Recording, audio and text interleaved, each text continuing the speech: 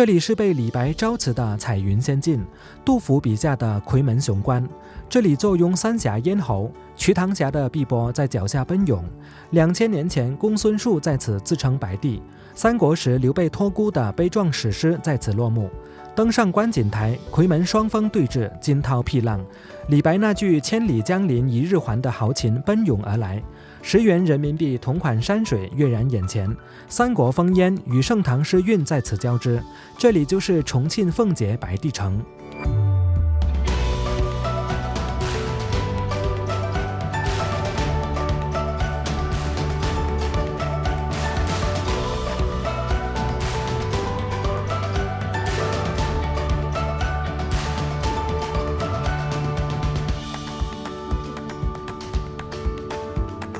离开了巫溪县，我就驾车前往奉节白帝城。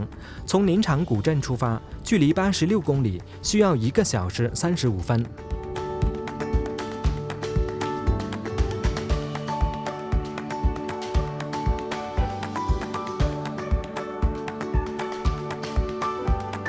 我现在是来到重庆奉节了，刚刚下高速，就在路边发现一个很好的驻车点，相当不错。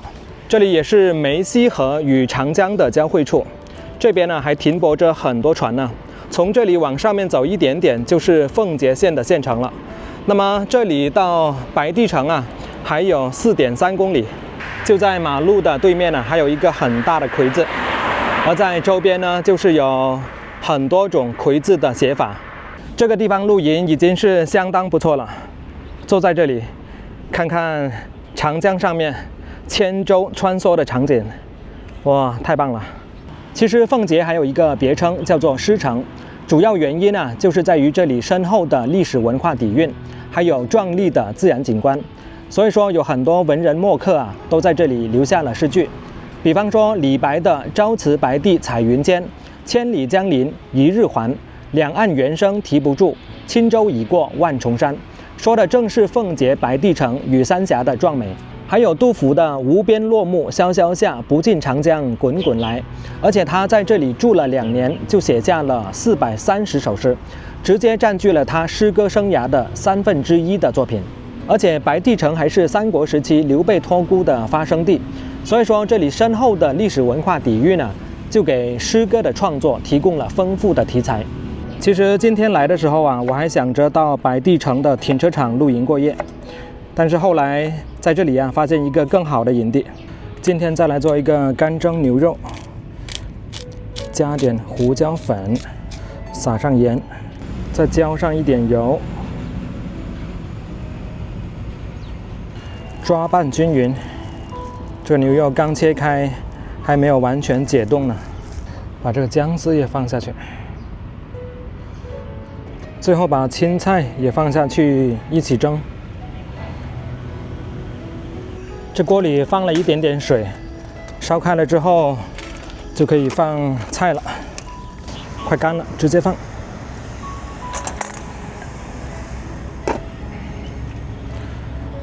大概蒸8分钟就可以了，里面的汤汁都在沸腾了，差不多可以了。这个青菜蒸的有点黄了，但是拌上牛肉的汤汁之后呢，应该会不错。开吃了，味道可以。这里环境确实没得说，只是那边就是公路，有车过的时候呢，会有一些声音。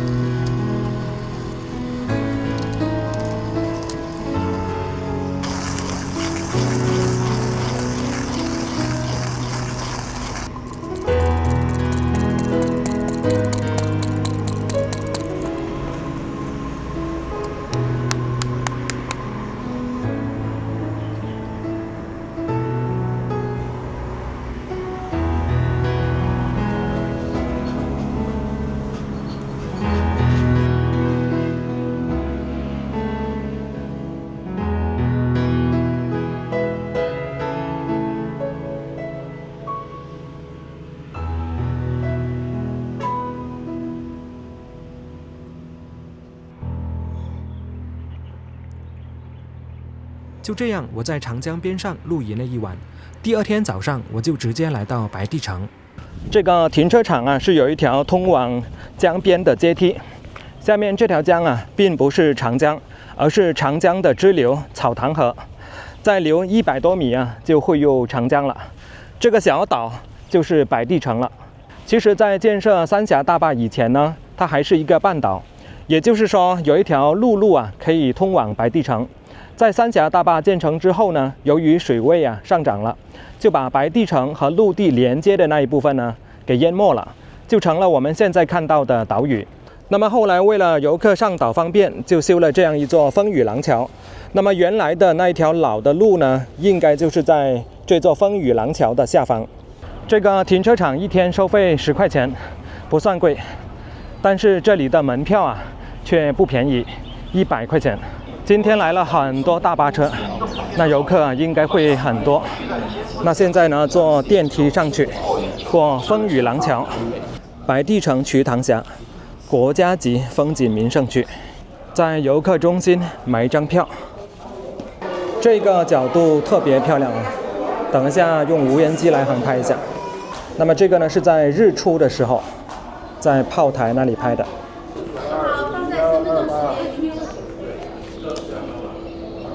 请步行。下面这一座就是白帝城风雨廊桥了，刚刚已经检票进来，现在过桥。前面有一个很大的魁字，等一下呢，过了廊桥之后，登上白帝城，在那边的观景台啊，我们就可以看到魁门了，也就是10元人民币背面的景色。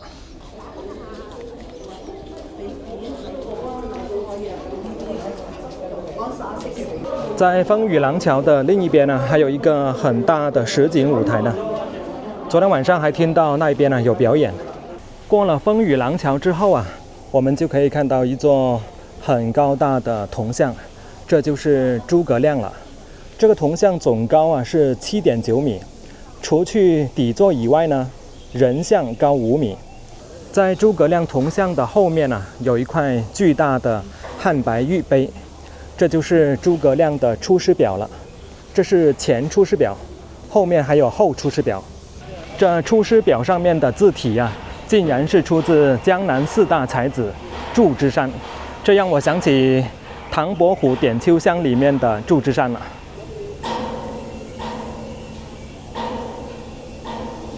这边就是后出师表了。长江水确实很绿啊，现在江中啊还有很多船呢。从这里开始就要爬山了。这是前山梯道，通往白帝庙。这个台阶啊，总共有365级，现在已经攀登168级了。白帝高为三峡镇，瞿塘险道百劳关，白帝城。这条登山步道一路上来啊，还是比较幽静的。这就是白帝庙的正大门了，看起来非常漂亮啊。现在整个建筑呢是清代的了。白帝庙这一块牌匾啊，现在已经入选了中华民匾了。来看一下这个宝瓶的细节，上面呢是有很多破碎的碗啊，拼成了一个宝瓶。进来大门之后呢，我们先往左边来看一看。这里啊是有一口井，而井的中间呢是有一条白龙。现在这口井里啊是人工做出了很多白雾。在西汉末年，割据蜀地的军阀公孙述在此筑城时，看到井里白雾升腾如白龙，觉得这是上天预示他要当皇帝，于是就把城名改为白帝城，并且在公元25年自称白帝。现存的白帝庙最初便是祭祀他的祠庙。到了三国时期，刘备夷陵之战败退至此，白帝城托孤事件让这座城从祥瑞传说进阶为忠义文化的地标。后世重修庙宇时，逐渐转为祭祀刘备和诸葛亮，但白帝之民永驻江山。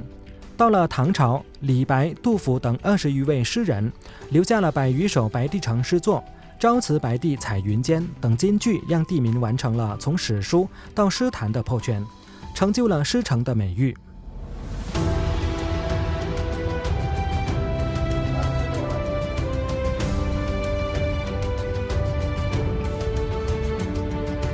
眼前的场景就是三国史上最催泪的权力交接现场。在公元223年，刘备夷陵惨败后并危白帝城，在此召诸葛亮、李严等重臣上演了白帝城托孤的历史大戏。堂内23尊真人大小的彩塑还原了君涕泣臣叩首的悲壮场景。刘备卧榻受印，诸葛亮垂手听诏，赵云握剑护主，右主刘禅跪地啜泣。光影间仿佛听见那句“若四子可辅，辅之；如其不才，均可自取”的千古遗言。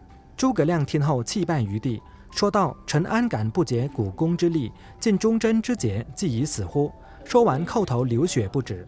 正是这段托孤情节，最终也成就了诸葛亮鞠躬尽瘁，死而后已的千古佳话。这个故事给很多人留下了深刻印象。其实这一故事在正史《三国志》中也有所记载，但托孤的地点并不在白帝城，而是在对面奉节古城的永安宫。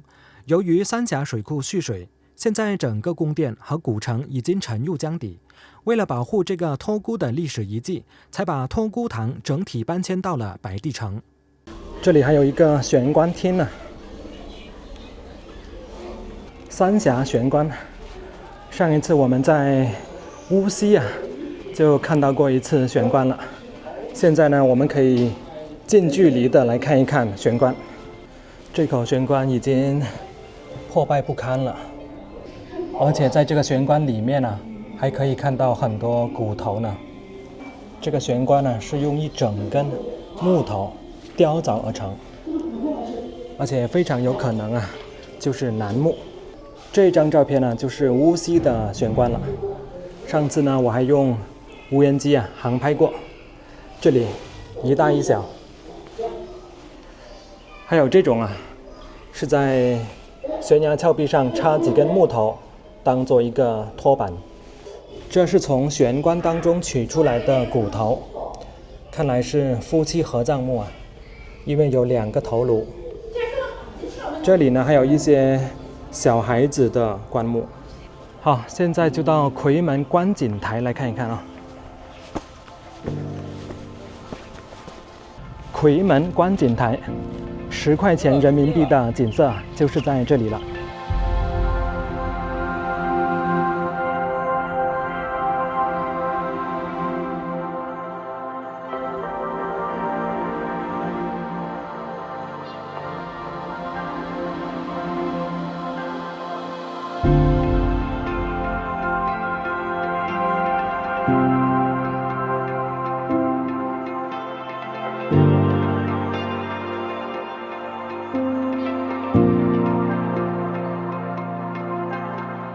夔门的名字来源于它所在的奉节县。奉节古称夔州，原本宽阔的长江在这里突然进入了宽不足100米的峡谷之中，就像被收进了一道窄门，十分形象。除了独特的风景，夔门的地理位置也十分重要。它东控荆楚，西扼巴蜀，南到滇黔，北通秦晋。在交通不发达的古代，如果要进入蜀地，长江就是最便捷的通道。而紧邻夔门的白帝城变成了一道天然的关卡，在这里居高临下，群起攻之，逆水行舟的船只几乎没有还手之力，所以这独特的地形也赋予了白帝城特殊的历史意义。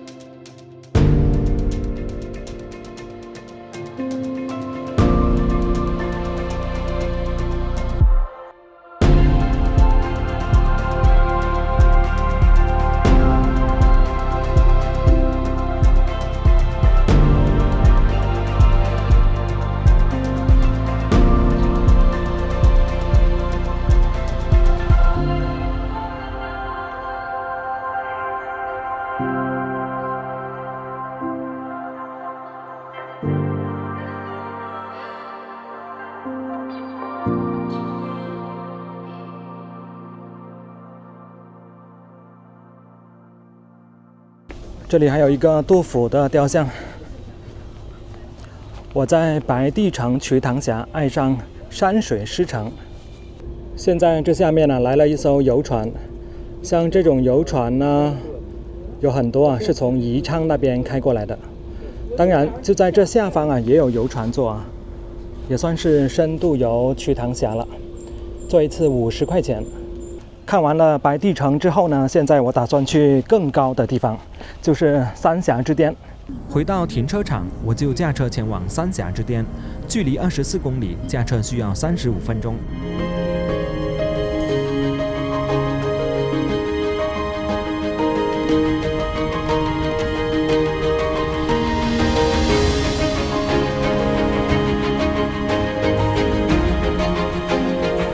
在停车场的旁边呢，是有一首诗，叫做“赤甲白岩俱次天，闾阎缭绕接山巅”，描写的就是三峡之巅的景色了。这个地方呢是叫做蓝月河停车场，等一下我们坐观光车就可以到达三峡之巅了。三峡之巅，坐了观光车上来之后呢，这一边呢就是索道的上站，现在呢还要走过后面的那一座悠悠桥，去到三峡之巅。悠悠桥是一座吊索桥，走在这上面呢，摇摇晃晃。三峡之巅最佳观景台在这里，快到了。看到这边呢，也是有一条河，但是这条河它却不是长江它是属于长江的支流。这个三峡之巅呢，也是需要门票20块钱，加上来回的观光车呢，就50块钱了。三峡之巅的观景台到了，下面还有一个非常碧绿的小池子。哇，这里好陡原来这下面还有一个玻璃观景台呢，下面更加的惊险刺激还有一条徒步路线是从白帝城那边呢上来，全长呢大概10公里。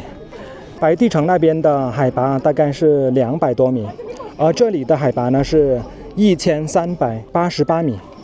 这些是徒步者从白帝城那边呢上来的。这最后500米呢是最难走的了。站在这个位置就可以俯瞰轻舟已过万重山了。这下面呢就是夔门，从夔门开始往东这一段呢就是瞿塘峡了。因为瞿塘峡还是比较短的，所以呢到这里就结束了。现在往这个方向呢就是巫山县的县城了。